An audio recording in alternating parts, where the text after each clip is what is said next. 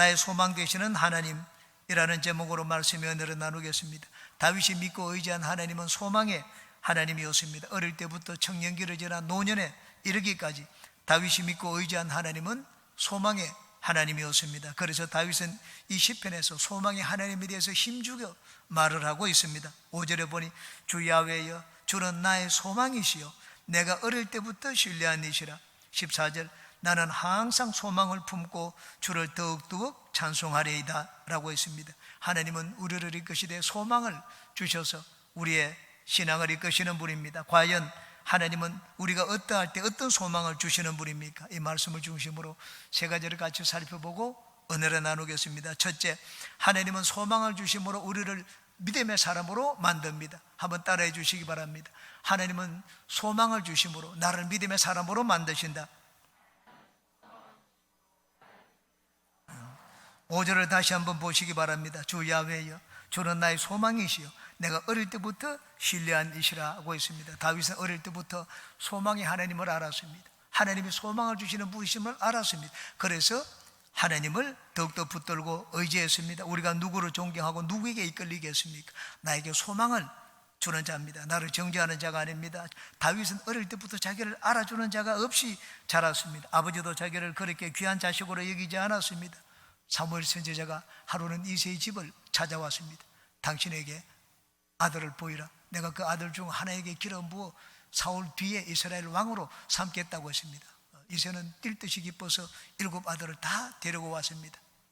엘리압을 첫째 아들을 보니까 아주 건장했습니다. 야, 얘가 왕이 되겠구나 그렇게 생각을 했는데 하나님은 적시로 말씀을 했습니다. 그렇지 않다. 나는 이미 그를 버렸다. 나는 사람을 외모로 보지 않고 그 마음의 중심을 본다고 했습니다. 7 아들이 다 지나갔는데 하나님이 택하지를 않았습니다. 사무엘이 이새에게 물었습니다. 당신에게 아들이 그밖에 없습니까? 하나가 더 있는데 8째가 있는데 그건 볼 필요가 없습니다. 어디 있습니까? 저기 들의 목동으로 양을 치고 있다고 했습니다. 한번 보여주세요. 시간이 많이 걸린다고 했습니다. 걔가 올 때까지 내가 밥을 먹지 않고 기다리겠다고 했습니다. 과연 와서 보니 성경은 눈이 붉고 총기가 있고 얼굴이 용모가 준수하다고 되어 있는데 그렇게 뛰어난 장군의 모습이 아니었습니다. 겉으로 보니까 볼품이 없어 보였습니다. 그런데 하나님이 말씀을 했습니다. 이는 내가 택한 자다. 나는 사람을 외모로 보지 않고 중심을 본다. 내 마음이 합한 자니 이에게 기름을 부어 왕으로 삼으라고 말씀을 했습니다. 아버지에게 인정을 받지를 못했습니다. 형들은 어땠습니까? 아버지 심부름으로 브레셋과 전쟁을 하고 있는 형들에게 도시락을 가지고 갔습니다. 근데 보니까 골리앗이 이스라엘의 하나님을 모독하는 말을 하고 있는 것을 보았습니다. 이 도시락을 옆에 있는 짐 들고 온 이 하인에게 맡기고 난 다음에 군사들에게 나가서 물었습니다. 저 골리앗을 치면은 어떤 상을 주느냐? 엘리압이 그 옆에 있다가 큰형이 그 소식을 들었습니다. 그러자 아주 큰 소리로 호통을 쳤습니다. 네가 전쟁 구경하러 왔느냐? 할 일이 없느냐? 가서 양이나 돌보라. 그렇게 얘기를 했습니다. 다윗은 아버지에게도 형들에게도 인정을 받지 못했습니다. 그런 다윗에게 하나님은 어릴 때부터 꿈과 소망을 심어주었습니다. 다윗이 누구에게 기대고 누구를 의지했겠습니까?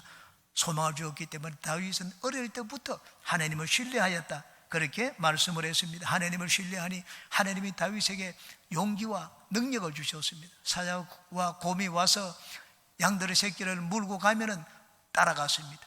그리고는 그 양들의 입에서 새끼를 빼앗고 사자와 곰을 쳤습니다. 사자와 곰이 다윗을 죽이러 가면 숨을 붙잡고 사자와 곰을 죽였습니다. 다윗은 어릴 때부터 부모나 형들에게 소망을 두지 않았습니다. 오직 하나님께만 소망을 두었습니다. 그러자 하나님이 다윗에게 힘과 용기가 되어주셨습니다. 다윗은 하나님을 의지했습니다. 심지어는 내가 모태에서부터 하나님을 의지하였다. 그렇게 고백을 하고 있습니다. 우리가 누구를 바라보고 누구를 의지합니까? 나에게 소망을 주는 분입니다. 저는 초신자 때 정말 열심히 예수를 믿었습니다. 일주일에 6일을 교회에서 살거나 토요일에는 집에서 가정 예배를 드렸습니다. 하나님을 예배하는데 6일을 드렸습니다. 주일이면 아침 6시에 일어나서 7시까지 교회를 갔습니다. 그리고 저녁에는 7부 예배를 마치고 집 오면 10시 반, 11시가 넘었습니다. 봉사라는 봉사는 이것도 하고 저것도 하려고 했습니다. 왜냐하면 하나님을 잘 믿으면 내 미래는 이미 예정되어 있다. 하나님이 나의 인생에 복을 주신다는 그런 믿음을 가졌기 때문입니다. 소망이 없었으면 하나님을 그렇게 섬기지 않았을 것입니다. 주위 사람들이 어려운 짐을 맡기는 건 아랑곳하지 않았습니다. 예수님을 믿다가 직장에서 박해를 받는 것도 힘들지 않았습니다. 왜냐하면 장차 하나님이 나의 꿈을 이루어 주신다. 하나님이 지금은 나를 돌봐주는 자도 없고 후원자도 없고 뒤를 봐주는 자가 없지만 하나님의 앞에서 나를 이끌어 주시고 나에게 소망을 주셨습니다. 그 소망의 힘으로 저는 어려움을 견뎠습니다. 하나님이 아브라함을 부르실 때 아브라함에게 심어준 것은 꿈과 소망이었습니다. 하나님이 아브라함에게 현실적으로 주신 것은 아무것도 없었습니다. 땅을 한 평도 주지 않았습니다. 돈을 많이 준 것도 아니었습니다. 그렇지만 하나님이 아브라함에게 주신 것은 미래에 대한 약속과 꿈이었습니다. 나를 따라 가면은 내가 내 이름을 창대하게 만들어 주겠다. 그리고 내 자손이 번성하여 너는 많은 민족의 아버지가 될 것이라고 했습니다. 자식이 하나 없었습니다. 그런데 하나님은 아브라함에게 그런 꿈과 소망을 주었습니다. 본토 친척 아버지 집을 떠나서 하나님이 지시하는 가나안 땅으로 갔습니다. 마침내 믿음의 조상이 되었습니다. 하나님이 아브라함을 믿음의 사람으로 만드신 것은 꿈과 소망이었습니다. 슈바이츠 박사는 말을 했습니다. 성공의 비결은 소망을 잃지 않는 데 있다고 했습니다. 삼중고를 겪은 헬렌 켈러는 참된 소망은 모든 일을 가능하게 한다고 말을 했습니다. 성령 우리에게 오셔서 하시는 일이 무엇입니까? 우리에게 꿈과 소망을 주는 것입니다. 내일에 대한 꿈과 소망을 주십니다. 그러므로 여러분은 늘 성령으로 충만하여 꿈과 소망의 사람이 되시기 바랍니다. 여러분의 꿈과 소망을 이루시는 하나님을 의지하여 믿음의 사람들이 다 되시기를 주님의 이름으로 축원합니다. 두 번째, 하나님은 고난과 어려움을 구원의 소망으로 이기게 만드십니다. 한번 따라해 주시기 바랍니다. 소망으로 고난과 어려움을 이기자. 고난과 어려움을 이기는 힘은 소망입니다. 다윗은 인생을 살면서 고난과 어려움을 많이 당했습니다. 이스라엘의 왕이 되었다고 해서 다윗의 인생이 평안해진 것이 아닙니다. 다윗은 자기 인생에 어려움을 많이 당했습니다. 다윗이 자기 인생을 돌아보면서 다윗은 시편 23편에서 고백을 했습니다. 4절입니다. 내가 사망의 엄청난 골짜기를 다닐지라도 해를 두려워하지 않을 것은 하나님이 나와 함께 하심이라. 주의 지팡이와 막대기가 나를 돌보시나이다. 그렇게 고백을 했습니다. 다윗은 사망의 엄청난 골짜기를 많이 다녔습니다. 인생을 살면서 다윗은 죽을 뻔한 위기를 많이 만났습니다. 골리앗을 죽이고 난 다음에 돌아오자 백성들이 그냥 다윗을 환영했습니다. 사울 왕이 죽인 자는 천천히고 다윗이 죽인 자는 만반대라고 했습니다. 사울이 그 말을 듣자 마음에 이놈을 그냥 둬서는 안 되겠다고 생각을 했습니다. 내 왕위를 빼앗길지 모른다고 생각을 했습니다. 그래서 두 번이나 다윗을 창으로 죽이려고 했습니다. 다윗이 사울 곁에 있었다가는 언제 자기 목이 달아날지 모릅니다. 그래서 달아나기 시작을 했습니다. 광야로 황무지로 유대 땅의 모든 곳을 다 돌아봤습니다. 동굴이란 동굴은 다 들어가서 피해보기도 하고, 그러나 사람들의 눈을 피할 수가 없었습니다. 온 전역에 방이 붙어 있었기 때문에 다윗을 보는 자는 전부 신고하라 하는 그 방을 보고 신고를 받았습니다. 이제는 유대 땅에 있을 곳이 없기 때문에 블레셋 땅에 망명을 했습니다. 그래도 안 되기 때문에 자기 정조 할머니가 의 고향이었던 모압 땅에 가서 피신하기도 했습니다. 왕이 올랐을 때는 안전했습니까? 그렇지 않았습니다. 아들 압살롬에게 반역을 당했습니다. 목숨이 경각에 붙었습니다. 맨발로 신발도 신지 못하고 산을 건너고 물을 건너가지고 도망하는 그런 비참한 신세를 겪기도 했습니다. 다윗은 그럴 때마다 놀라운 일을 행하시는 소망의 하나님을 바라보았습니다. 여러분, 마귀는 환경이나 사람들을 통하여 나에게 이 희망을 끊어버리려고 합니다. 나에게 절망을 심어줍니다. 그런데 하나님은 그럴 때마다 우리에게 소망을 주심으로 하나님을 붙드는 이 믿음의 줄을 놓지 않도록 만드십니다. 어려움을 당할 때 그것을 견뎌내고 이겨내는 힘은 소망입니다. 제 삶을 돌아볼 때 저도 어려움을 많이 겪었습니다. 그런데 그 어려움을 겪을 때마다 어려움이 결코 어렵지 않았습니다. 힘든 것이 힘들지 않았습니다. 박해를 받을 때도 기쁨으로 그것을 이겨내었습니다. 순복음 뉴스지를 전도할 때는 한 번은 너무나 피곤해서 계단을 올라갈 수가 없었습니다. 그래서 그 앞에서 주저앉았습니다. 주저앉아가지고 거기서 몇 분 동안 쉬었습니다.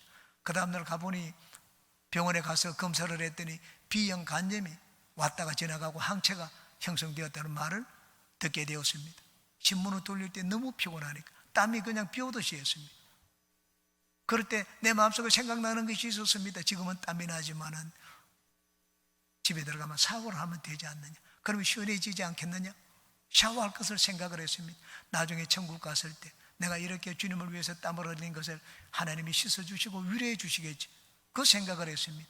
장차 미래에 하나님의 상 주실 것을 바라보자 힘든 것이 결코 힘들지를 않았습니다. 소망이 있으면 모든 것이 즐겁습니다. 소망이 있으면 모든 것을 견딥니다. 어려움도 견디고 힘든 것도 견디고 박해도 견딥니다. 콜럼버스는 신대륙을 발견을 했습니다. 망망대해를 건너가는데 선원들은 전부 돌아가자고 했습니다. 그렇지만 콜럼버스는 소망을 가졌습니다. 야, 인도의 서쪽에 우리는 도착할 것이다. 거기 가면은 많은 신기한 보물들이 우리를 기다리고 있을 것이다. 그렇게 생각을 했습니다. 어려움을 견디는 힘을 주는 것은 소망입니다. 조영기 목사님이 여의도 성전을 건축할 때의 일입니다.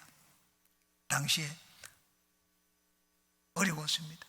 성전을 건축하는 것이 어렵고 건축 헌금이 없었기 때문에 다른 방법으로 생각을 했습니다. 그래, 당시 아파트 붐이 일어났기 때문에 교회 옆에다가 아파트를 먼저 지어가지고 아파트를 분양하면 그 이익금으로 교회를 건축하자. 그래서 교회 옆에 초원 아파트라는 아파트를 지었습니다.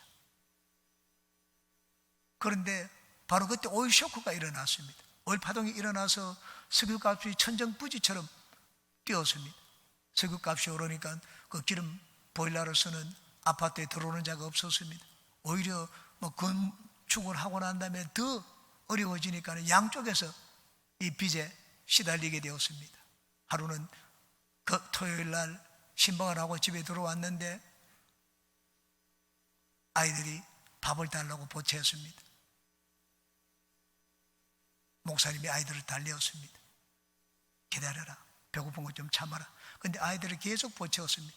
손찌검을 했습니다. 아이들에게 손찌검을 하자 사모님이 아이들을 데리고 친정으로 갔습니다. 진짜 허탈했습니다. 그래서 아파트 창문을 열고 뛰어내리려고 몸을 내밀었습니다. 그때 강한 힘이 조영기 목사님을 끌어당겼습니다. 그리고는 속으로 마음속에 이런 말씀이 들렸습니다. 용기야, 네가 뛰어내릴 힘이 있다면 그 용기를 가지고 인생을 살아보거라. 그런 음성을 듣게 되었습니다. 그래서 목사님은 몸을 다시 거두었습니다. 그 다음날 새벽 기도를 인도하고 난 다음 사무실에 있는데 한 할머니가 보자기를 들고 왔습니다. 보자기를 들고 이걸 하나님께 드리겠다고 했습니다. 뭔지 펼쳐보았더니 은수저와 녹그릇이 거기 들어있었습니다. 이것이 뭡니까?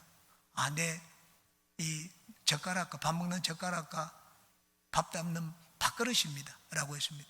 그럼 이걸 주면은 지금 드실 밥그릇은 있습니까? 밥그릇이 필요 없다고 했습니다. 손으로 집어 먹으면 된다고 했습니다.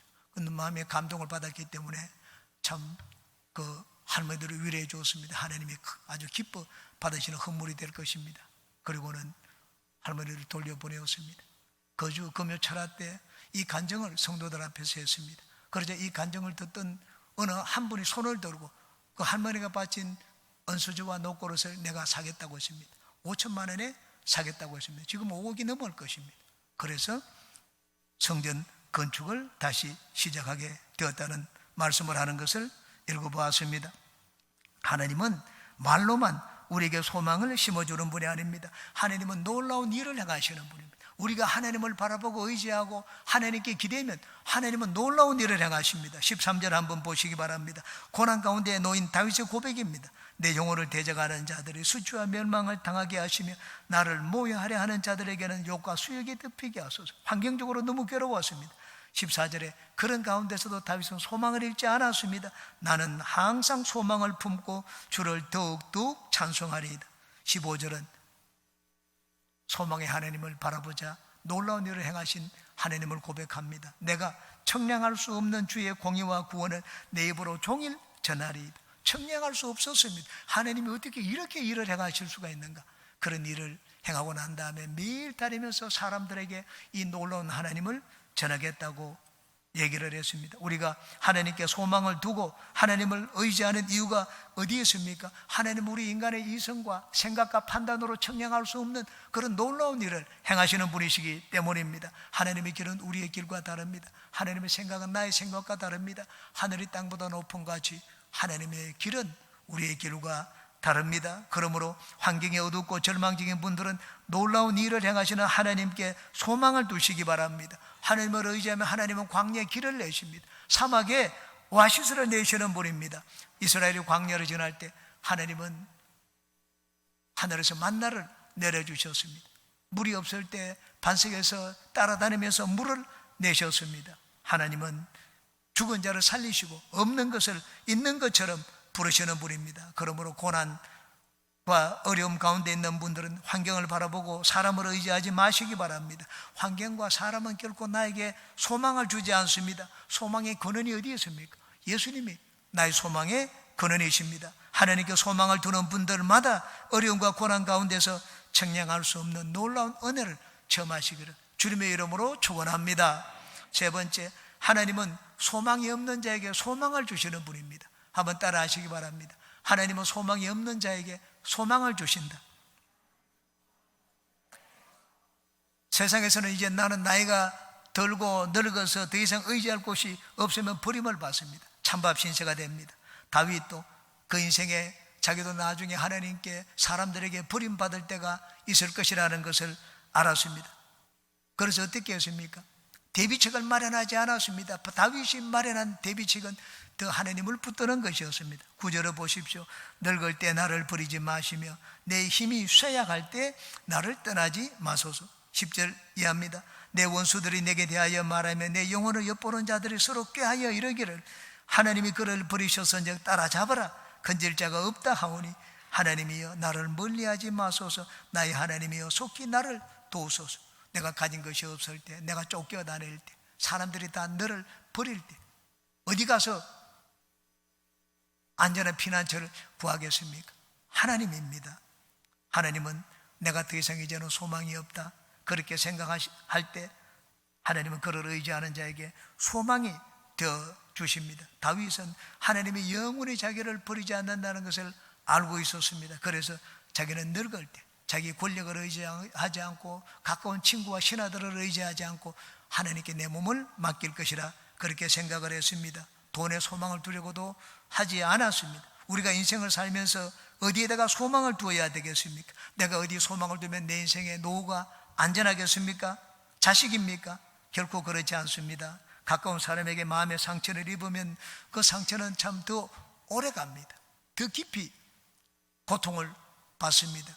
그러므로 여러분 자녀에게 소망을 두려고 하지 말고 나이가 들어서는 이제 자녀를 내 마음에서 지워 버려야 됩니다. 그래야지 우리 인생이 실망하지 않고 마음의 상처를 덜 받을 수가 있습니다. 부모에게 소망을 둘 수가 있습니까?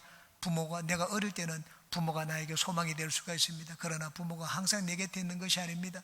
그리고 항상 나를 좋게 보는 것도 아닙니다. 저는 어저께 이 TV에서 오토라는 이름을 가진 남자라는 영화를 보았습니다. 톰 행크스가 주연으로 나오는 영화였습니다. 그런데 한 청년이 톰 행크스 찾아와서 나는 갈 곳이 없으니까는 하룻밤만 재워달라고 했습니다. 너 집은 어떻게 하고?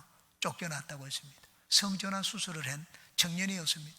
성전환 수술을 했기 때문에 아버지가 그를 아들로 여겨주지 않았습니다.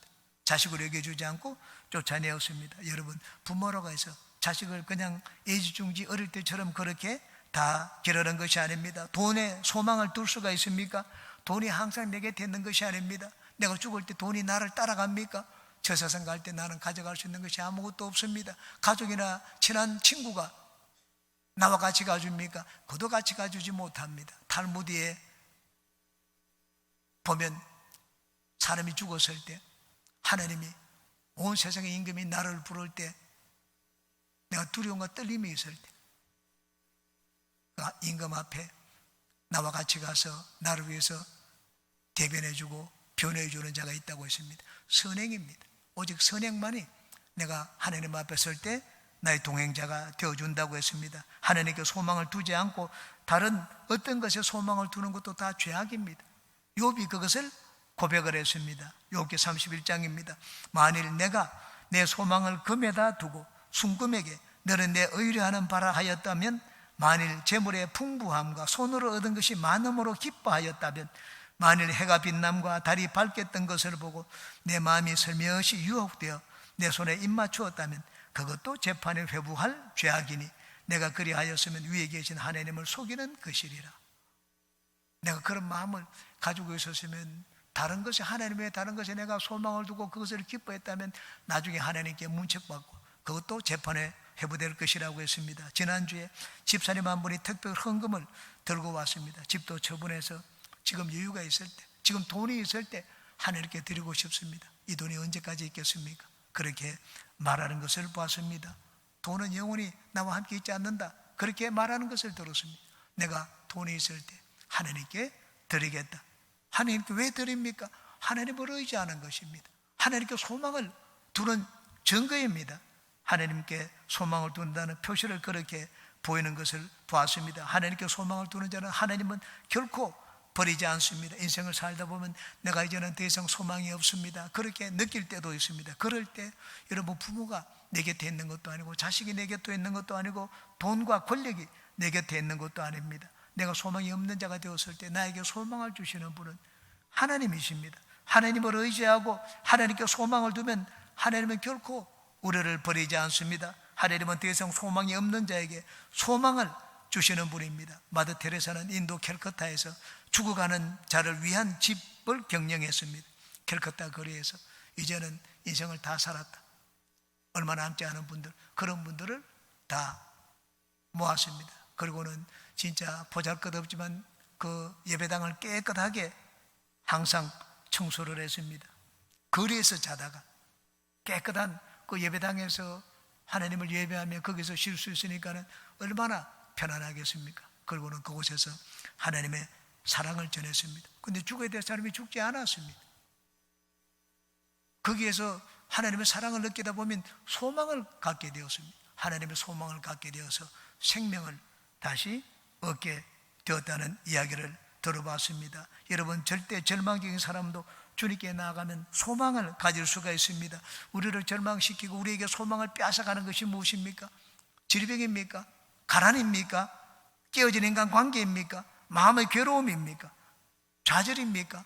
그런 절망을 느낄 때는 예수님께 나아가시기 바랍니다. 예수님은 절대 절망 가운데 있는 자에게 절대 소망을 주시는 분입니다. 마지막으로 우리가 하나님께 소망을 둔다는 표시가 무엇입니까? 그것은 하나님을 노래하는 것입니다.